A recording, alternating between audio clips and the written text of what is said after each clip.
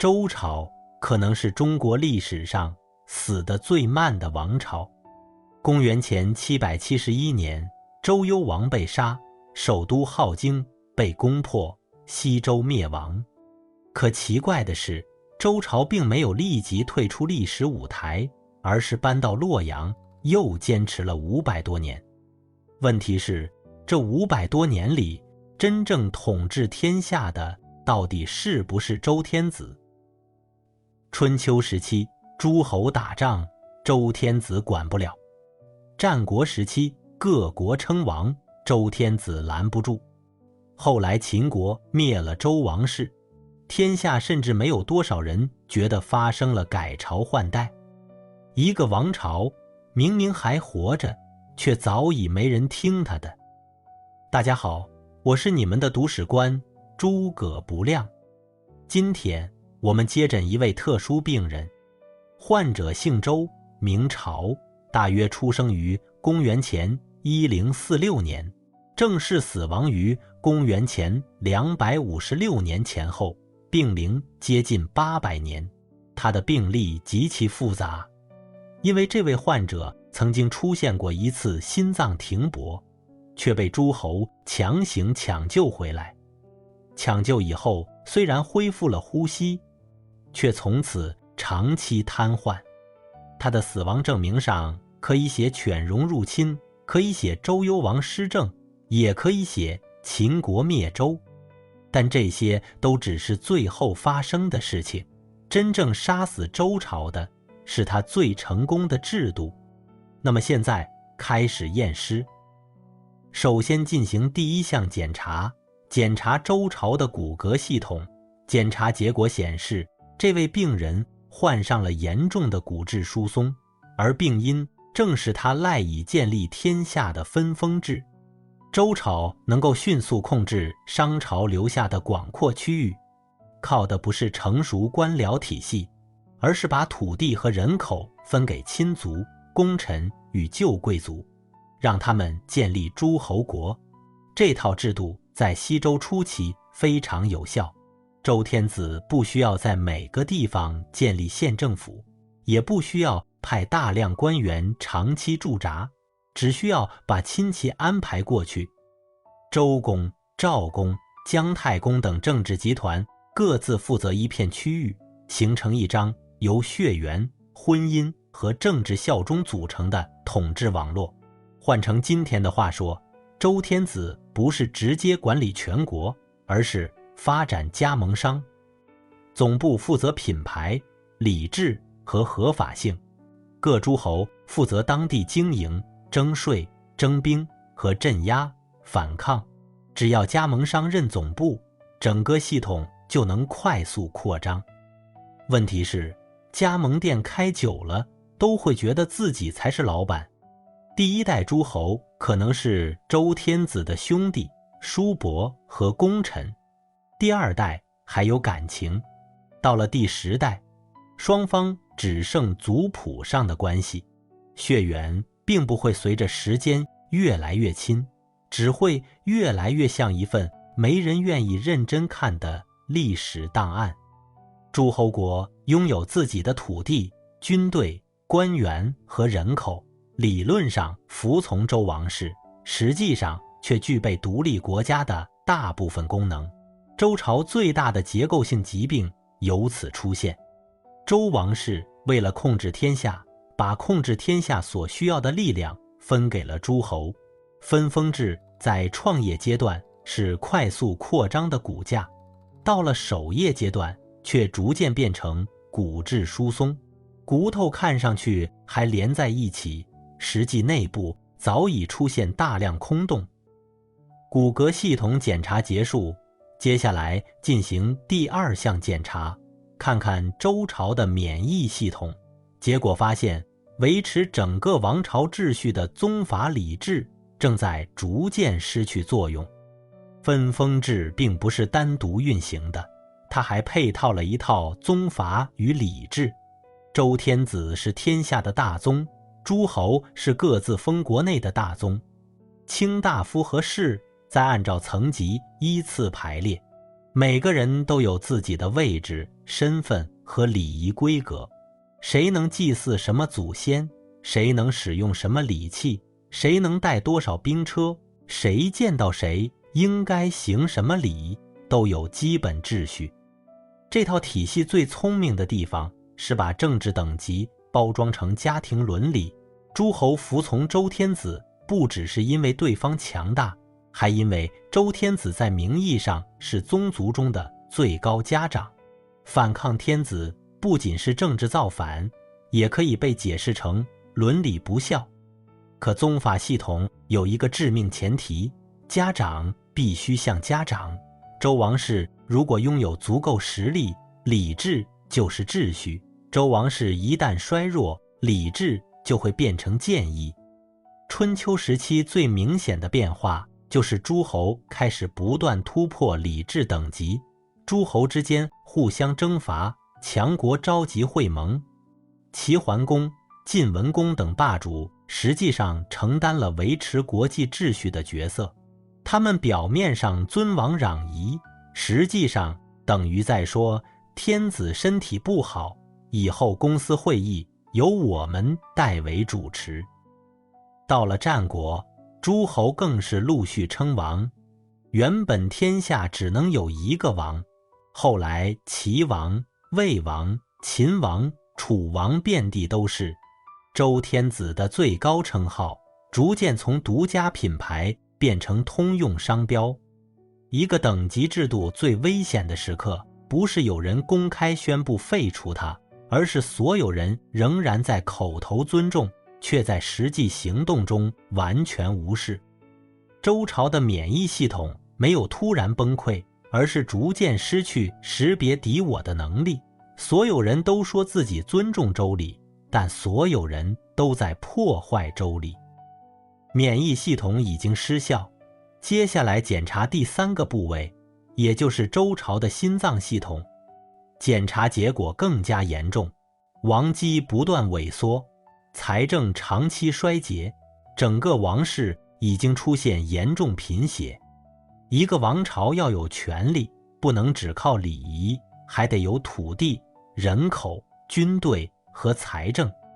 西周早期，周王室控制着关中与洛邑附近的重要区域，拥有自己的直属领地和军事力量。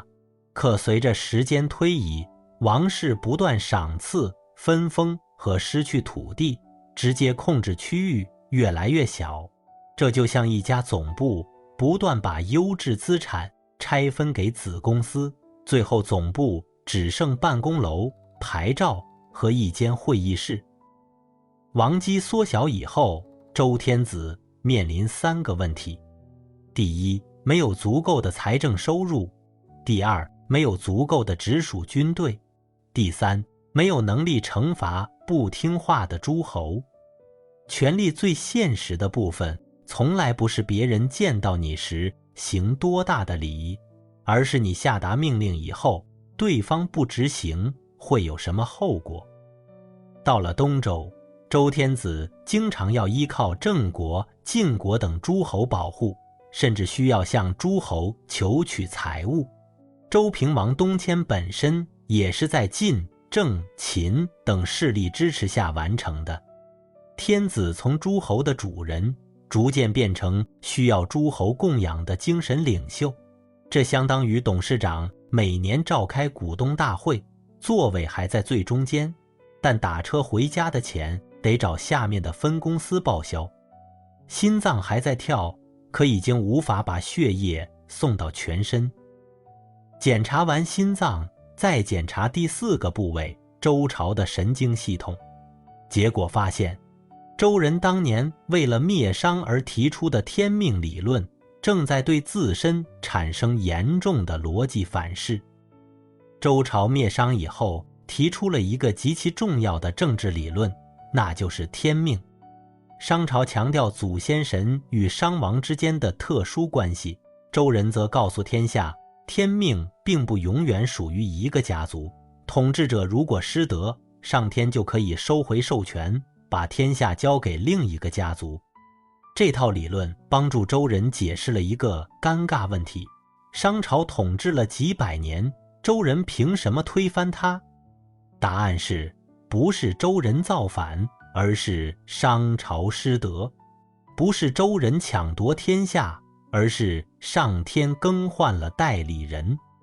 这个理论在周朝创业时期非常先进，因为它为政权增加了道德责任。国王不能只凭血统统治，还要证明自己具备德行。但周人可能没有意识到，他们为自己编写的合法性说明书也会成为后世诸侯推翻他们的使用指南。既然天命可以从商转到周，为什么不能从周转到齐、晋、楚、秦？既然失德的天子可以被取代，那么当周天子无力保护天下、平息战争、主持秩序时，他是否还拥有天命？周朝发明了一套可以解释前朝灭亡的理论，却无法阻止后人用同样的理论解释自己的衰落。它相当于为了完成一次公司收购，公开宣布任何管理不善的董事会都应该被更有能力的人替换。几百年以后，诸侯们拿着这份文件回来，说我们觉得你说的对。周朝的神经系统因此出现了一个无法修复的逻辑漏洞，它的合法性不再是无条件的，可它后来又失去了证明自己仍然配得上天命的能力。内部系统已经出现问题，接下来进行第5项检查，查看周朝遭受的外伤。这里最著名的一处伤口就是周幽王之乱，但这场灾难绝不是一个简单的爱情事故。传统故事常把西周灭亡归结为周幽王宠爱褒姒，甚至为了让他发酵而烽火戏诸侯。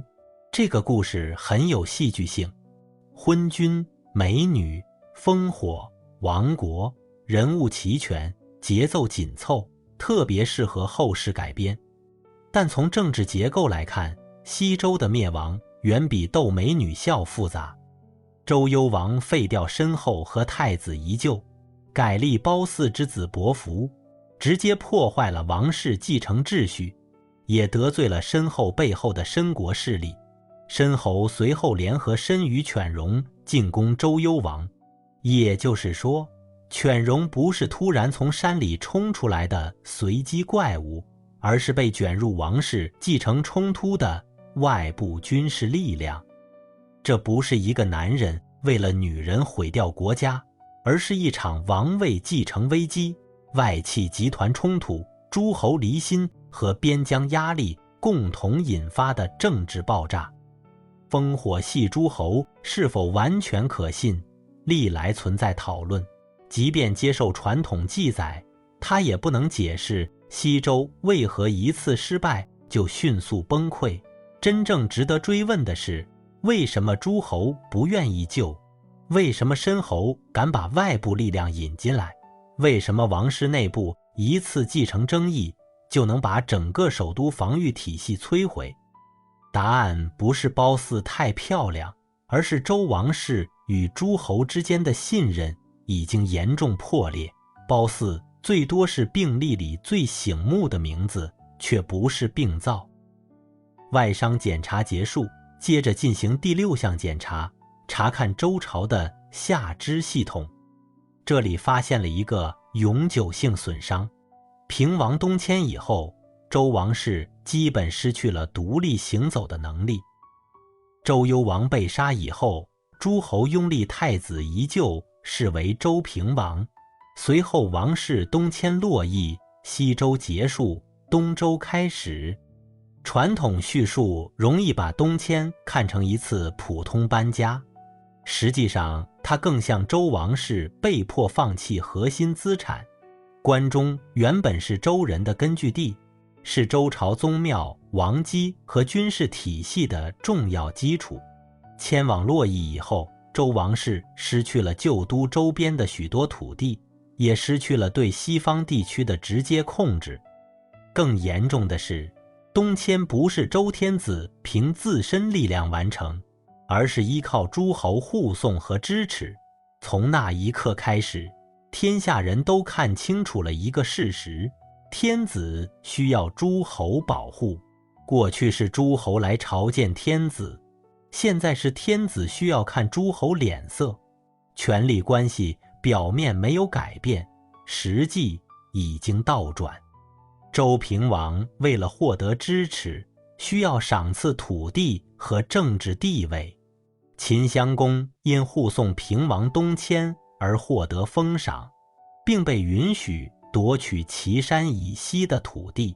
周王室等于在逃难过程中，把未来能够恢复实力的资产抵押给了帮助自己的诸侯。平王东迁不是周朝康复，而是完成了从重症患者到长期瘫痪患者的转变。下肢已经瘫痪，接下来进行第7项检查。此时周朝已经不再是单一器官出现问题，而是进入多器官衰竭阶段。最明显的表现就是春秋霸政开始取代周天子的王政。进入春秋以后，周天子仍然拥有名义地位，但真正能够解决国际问题的已经是诸侯霸主。齐桓公、晋文公等人以尊王攘夷的名义召集诸侯，协调战争，维护秩序。表面上看，他们尊重周天子，实际上霸主的出现本身就证明周天子无法履行自己的职责。这像一家公司新设了一个代理董事长，并声称此举是为了维护董事长权威。齐桓公尊王，是因为王已经需要别人来尊；晋文公秦王，是因为周天子已经无法自行解决王室内部的冲突。霸政不是周王室恢复秩序，而是诸侯在周王室无能以后建立的临时替代秩序。但霸主制度也不稳定，齐国衰落以后换晋国，晋国衰落以后楚国、秦国等继续竞争，天下没有统一权力，只剩一群诸侯争夺主持会议的资格。周王室还在主席台上，但麦克风早已被别人拿走。多器官衰竭之后，周朝体内又出现了第8种疾病，也就是细胞癌变。诸侯当年从天子手中得到权力，如今诸侯内部的卿大夫也开始用同样的方式架空诸侯。周朝的制度不仅让诸侯脱离天子，也让诸侯国内部的卿大夫逐渐脱离诸侯。晋国的韩、赵、魏3家不断扩张，最终瓜分晋国。齐国则发生田氏代齐，原本属于诸侯国君的权力再次被内部贵族集团夺走。这说明分封制的结构性问题具有不断向下复制的能力。周天子把权力分给诸侯，诸侯把权力分给卿大夫，卿大夫积累土地、军队和人口以后，又反过来架空国君。这不是一次偶然叛乱，而是制度的递归。每一个小宗都想成为新的大宗，每一个地方代理人都可能在实力足够以后摆脱总部。周朝最大的疾病不只是诸侯太强，而是整个政治系统无法阻止下级权力转化为独立权力。它制造了一套能够不断生产新国家的制度，却没有制造一套能够把这些国家重新整合起来的制度。最后进行第9项检查，检查周朝的大脑。到了战国时期，检查结果已经非常明确。周王室虽然还没有被正式埋葬，但已经进入脑死亡状态。到了战国，战争规模扩大，各国进行变法，建立更加集中的官僚体系和常备军。秦国推行商鞅变法，魏国、楚国、齐国等也进行不同程度的改革。新的国家不再主要依靠血缘贵族，而是依靠县制、军功、赋税、户籍与官僚。这是一场国家能力的升级。周王室仍然运行着西周留下的旧系统，诸侯却已经进入新的时代。周天子讲礼制，秦国讲军功；周天子讲宗法，战国诸侯讲耕战；周天子保存九鼎，各国计算土地、户口和士兵。周王室就像一家拥有800年历史的老字号，门口牌匾极其珍贵，内部却没有生产线、现金流和市场份额。各国称王以后，周天子甚至失去了称号上的独占性。后来齐秦一度分别称东帝、西帝，天下政治想象中的最高位置也开始被诸侯重新定义。此时的周朝已经发生脑死亡，身体还没有被埋葬，历史却已经进入下一个阶段。好了，所有检查已经完成，接下来看看周朝最后的死亡过程。秦灭周并不是一场真正意义上的王朝战争，更像一次持续了数百年的资产清算。公元前256年，秦昭襄王进攻西周国，周赧王去世，西周公国灭亡。几年以后，东周国也被秦国吞并。值得注意的是，此时秦灭周并没有引发类似牧野之战那样的天下震动，因为在大多数人的认知中，周朝早已不再统治天下。秦国做的不是推翻一个仍然有效运转的王朝，而是拆掉一块保留了几百年的旧招牌。周赧王的赧字本身就被后世解释为羞愧，他在位时间很长，却没有真正恢复王室实力，还曾因缺少军费而举债，留下债台高筑的相关典故。周朝创业时分封天下，灭亡前却连发动战争都需要借钱。一个曾经决定天下土地归属的王室，最后因为还不起债，只能躲到高台上避债。这不是突然死亡，而是漫长衰竭之后的最后注销。好了，所有检查做完，现在可以正式出具周朝的死亡报告了。患者姓名周朝，病龄约800年，出生时间约公元前1046年，第一次临床死亡公元前771年，犬戎攻破镐京，周幽王被杀，西周灭亡。进入长期瘫痪时间公元前770年，周平王东迁洛邑，王室失去关中基础和独立军事能力。脑死亡阶段，春秋中后期至战国时期，诸侯先后称霸称王，周天子失去最高权威。最终死亡时间公元前256年，秦灭西周国，周赧王去世。公元前249年，东周国亦被秦吞并。主要病症有分封权力扩散症、宗法关系衰退症、王基持续萎缩症、财政长期贫血症、理智功能障碍症、诸侯恶性增生症、天命理论反噬症，以及王室政治瘫痪症。直接死亡原因：西周阶段，王位继承冲突引发申侯联合犬戎攻周，镐京陷落，幽王被杀。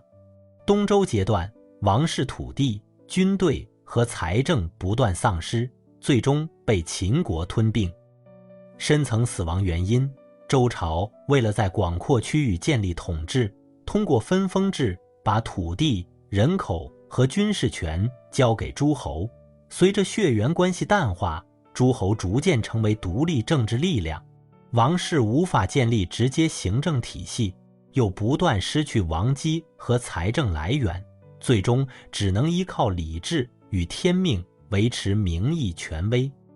与此同时，春秋霸主与战国强国逐渐承担战争、外交和秩序管理职能，周天子的政治作用被彻底替代。历史遗产有分封制度、宗法体系、礼乐文明、天命观念、华夏秩序、封建等级、政治伦理，以及中国古代关于天下、国家与合法性的基本话语框架。最后给出本次读史诊断：周朝最大的成功是把天下分给自己人，周朝最大的失败也是把天下分给自己人。创业时期，亲戚是最可靠的统治工具，几百年以后，亲戚变成了最危险的地方势力。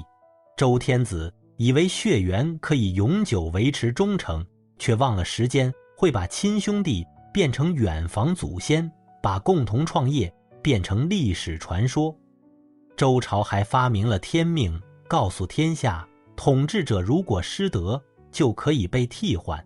这套理论帮助周人推翻了商朝，也让后来的诸侯明白，天子不是不能换，只要你有能力，还能给自己找到理由。所以周朝并不是被某一个昏君毁掉的，也不是被褒姒的一张笑脸毁掉的。真正杀死周朝的是权力不断下沉，王室不断失血，诸侯不断成长，以及一个旧制度无法适应新国家竞争的漫长过程。周幽王只是让西周停止了心跳，平王东迁让周王室失去了双腿，春秋霸主拿走了他的双手，战国诸侯夺走了他的大脑，秦国最后做的只是拔掉一根已经维持了几百年的氧气管。一个王朝最可怕的死亡，不是敌人攻进首都，而是所有人都已经不再需要他，他却仍然以为自己代表天下。周朝活了800年，却可能有500年都在学习如何死亡。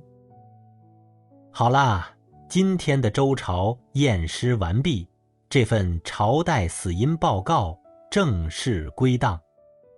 我是你们的读史官诸葛不亮，欢迎点赞和订阅频道，再会。